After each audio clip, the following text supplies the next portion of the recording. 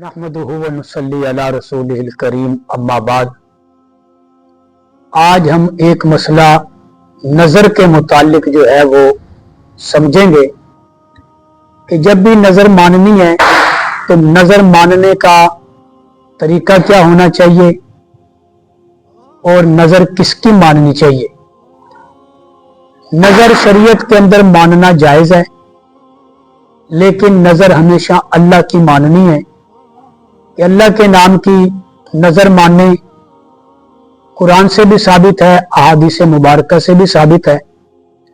कुरान पाक में सैयदा मरियम सलामुल्लाहि अलैहा की वालिदा मोहतरमा सैयदा हन्ना का वाक़या अल्लाह ने बयान फरमाया कि जब सैयदा मरियम की विलादत होने वाली थी तो उनकी वालिदा ने नज़र मानी। सूरह आले इमरान में अल्लाह ने बड़ी तफसील से ये सारा वाक़या बयान किया और इमरान सैयदा मरियम के वालिद मोहतरम का नाम है जो बैतुल मुक़द्दस के इमाम थे, और सैयदा मरियम की विलादत से पहले ही वो दुनिया से पर्दा फरमा गए थे।